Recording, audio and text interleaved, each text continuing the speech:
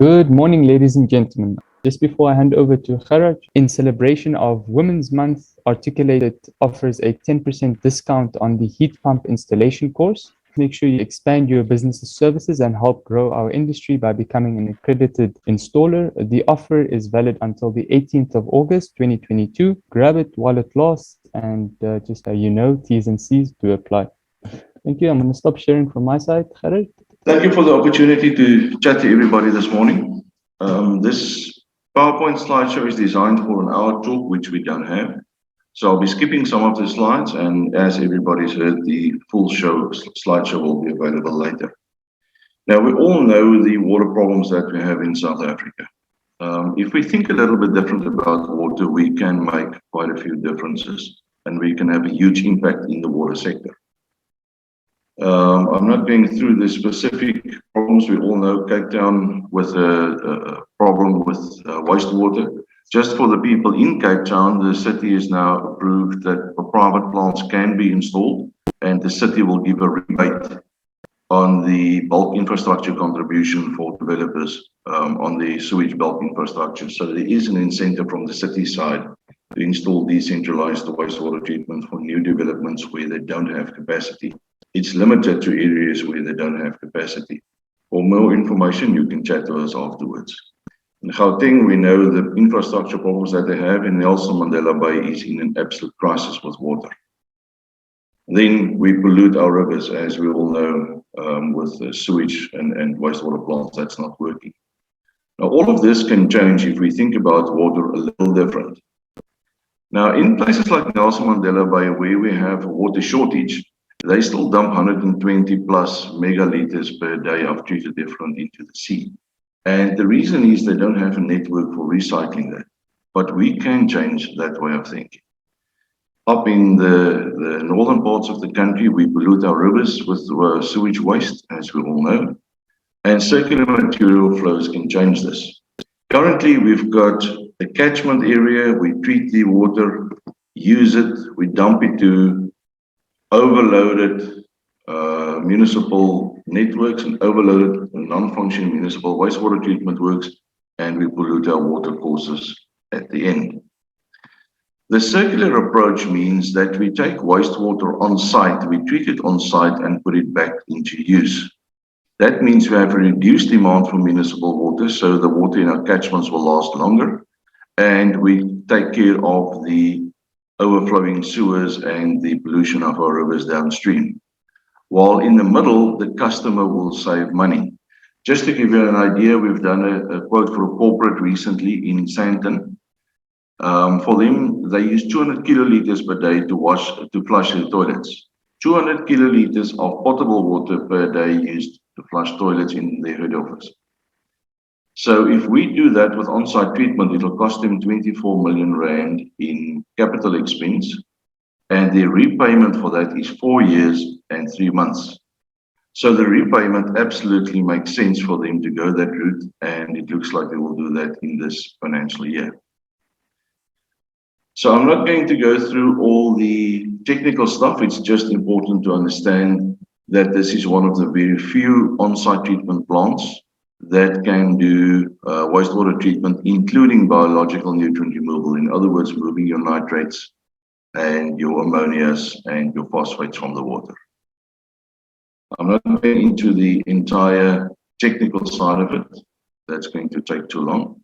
I want to get to the real cases and see what's happening on site. The part unit has only got one moving part, and there's an electrical panel that does the power supply to it.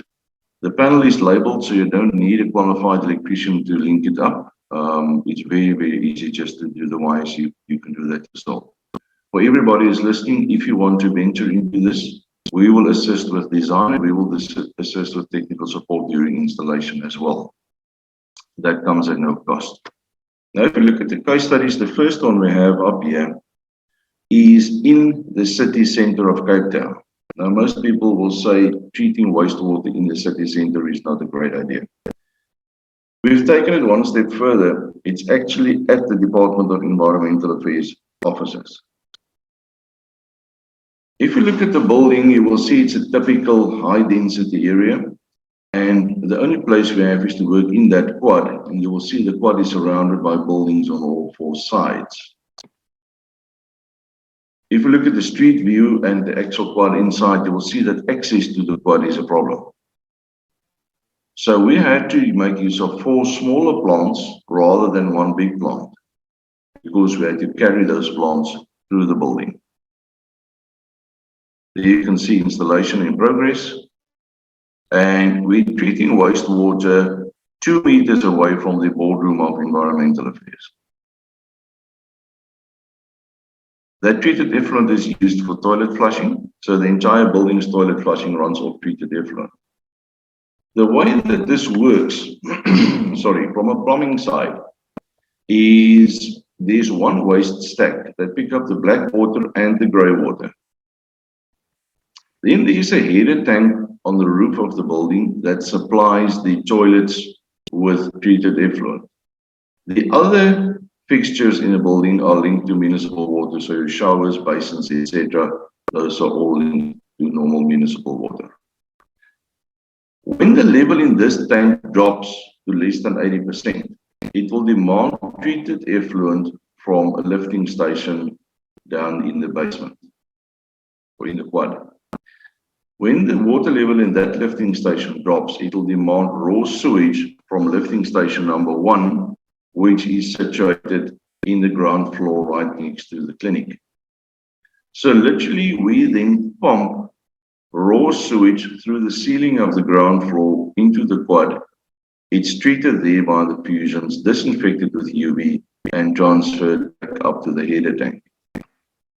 We add a little bit of chlorine, and we try to limit the chlorine to 1 ppm to ensure that the water stays safe in the toilet cisterns. In other words, if there's no use over a weekend, you don't get the water becoming stale and you don't get an odor coming from there. You cannot add too much chlorine because the chlorine will kill the bacteria in the system.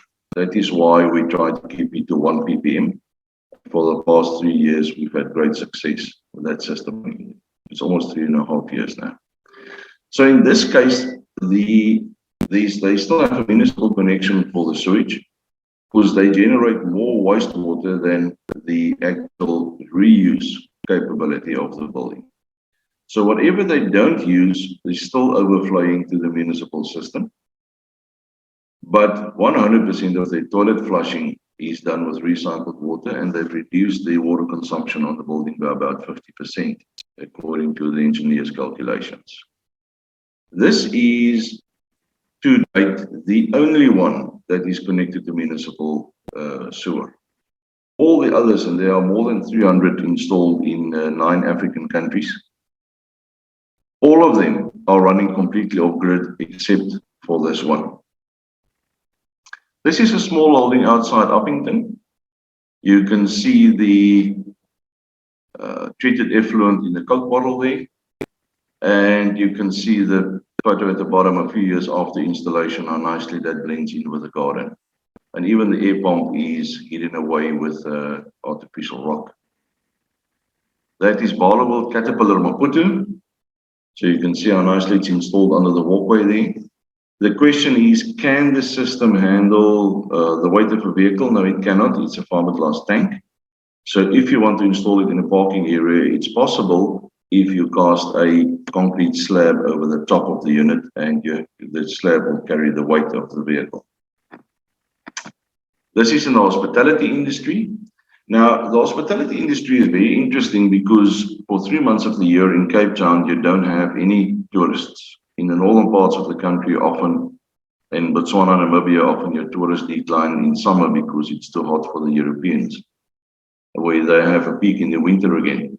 But during this period, the bacteria in any packaged plant will die. So you need to restart the plant when you get your first occupants. In the case of the fusion, it does internal recirculation and it uses the internal sludge to break down the or to feed the bacteria. So in the quiet period, the bacteria will stay alive while the sludge will slowly be depleted in the system. And we've never had a plant that we had to reseed after a low flow period like we see in this case. In this specific case, the treated effluent goes to the irrigation dam.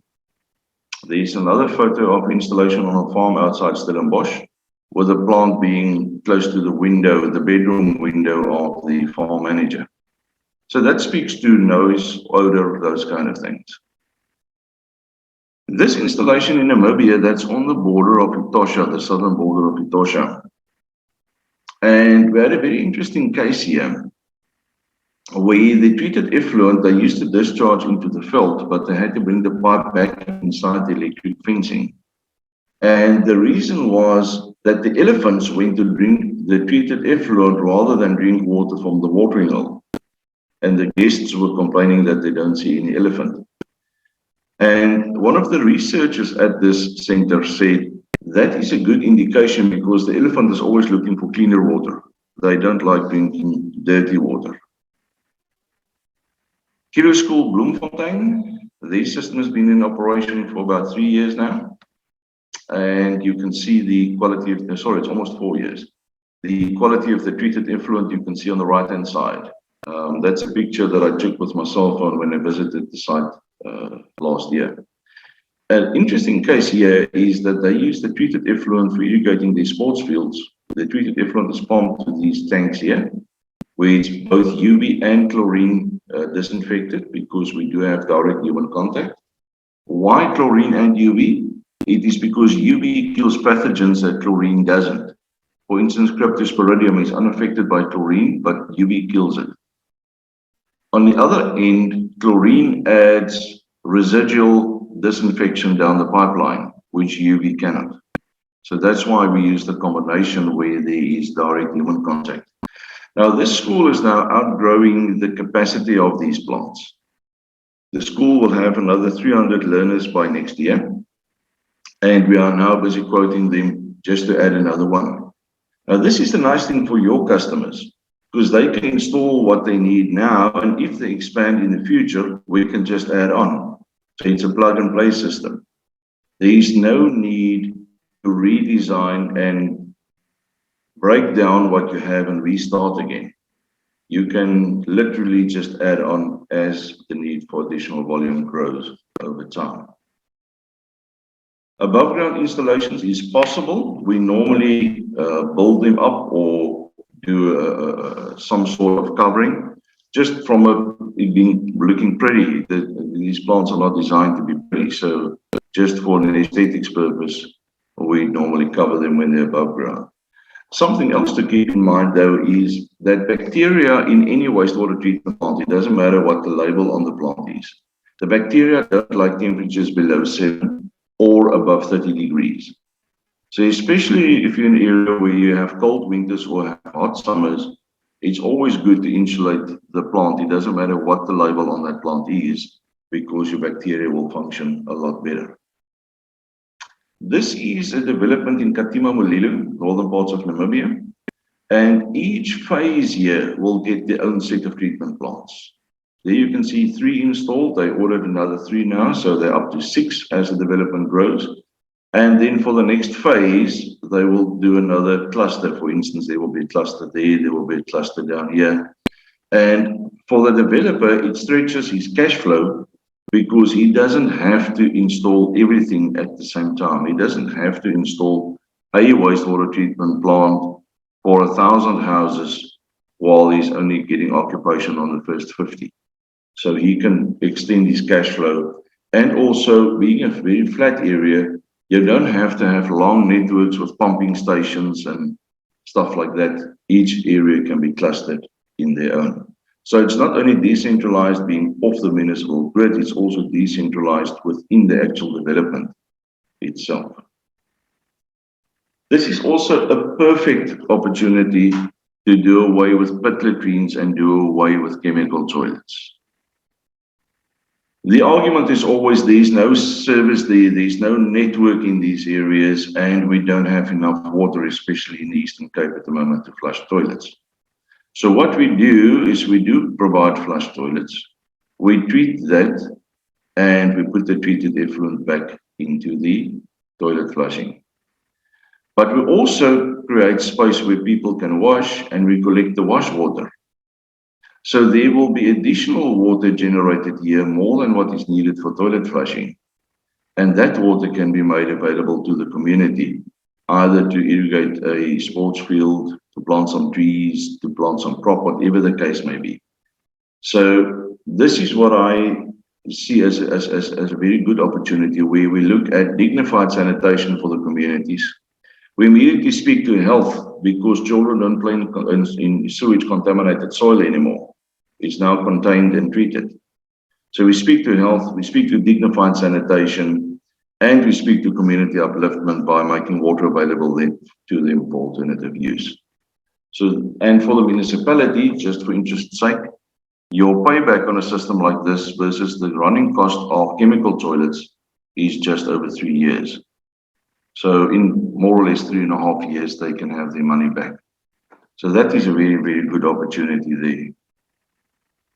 This is at the petrol station, Shell Ultra-City Lubatsi border post. You can see the treated effluent after urine operation there. This is a mining village outside Mahuni in Botswana, a copper mine. Again, you can see the treated effluent. The brownish color towards the bottom is not the color of the effluent, that's the sand that you see reflecting through the tube there. And this restaurant in McGregor, you can have dinner there on the porch. You walk over the plant to use the toilets, and in the toilets there's a notification that'll tell you what's happening outside. You walk back over the plant, and while you're having dinner there, they irrigate the lawn with treated effluent. They don't have a holding tank, so as water is consumed and toilets are flushed, they irrigate the lawn with treated effluent while you're having dinner. And the restaurant is still open, so that speaks to the quality of the system. There is also camping sites. It's one family per camping site. So there is very little noise there, and you can sleep right next to your wastewater treatment plant. And you can see noise is negligible if you look at the position of the air pump there.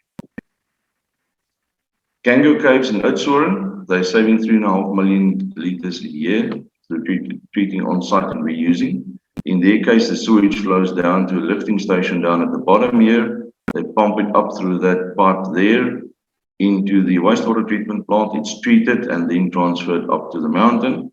And that comes back as irrigation water and for toilet flushing on the 3rd floor.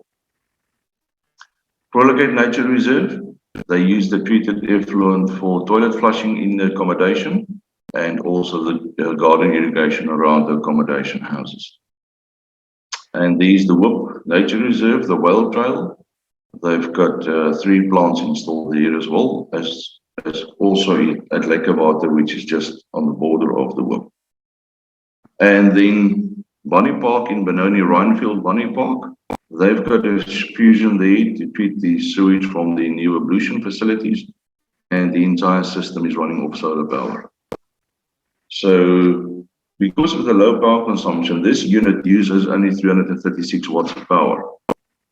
For single residential, we're talking only 60 watts per hour of power consumption. So this is extremely low and can easily run off solar. And then in areas where you do have a water shortage and you have the need for alternative water, not drinking water, the municipal pipeline can actually be a source of wastewater for on-site treatment and on-site use. I think at this point, I'm going to skip out of the slideshow. Yeah, maybe there's 1 or 2 more slides. This one is just to show you in a typical dwelling how your wastewater will flow to the plant. The treated effluent then goes to irrigation and flows back up to the toilets for toilet flushing. That's an optional, obviously. It can be added or not added. And then a typical layout, being this is the Crowlagate Nature Reserve, where you get your pipes coming in. There's a pre-screen there to catch non-organic matter, your typical tampons, condoms, rags, plastics, etc. And that can also split the flow to 2 units. 2 double UV disinfection at the end, a lifting station up to the holding tanks. We aerate the holding tanks, and then there's a pump set, final filtration, a little bit of chlorine added, and we put it back to use for toilet flushing and for garden irrigation. I think at this point I'm going to skip out to allow for questions. The rest of the slide show there's a lot of text in it, and everybody can read through that at their own leisure. Thank you very much, Gerard, for this informative session. We do have just one question from Ludwig. The question is, what is the total depth of the different tanks? The total depth, the smallest one for a single house is 1.6 meters. And if you look at one that can accommodate a development of 20 houses, we're looking at 2.55 meters. All right, perfect. I believe that's all the questions from my side. Gerard, is there anything you'd like to add before I end it? Yeah, the total installation, to keep in mind, the most important part of installing a system like this is the tank must be level. I didn't go through all the technical stuff, but we use gravity flow from inflow to outflow, and then there's an airlift and gravity flow in reverse.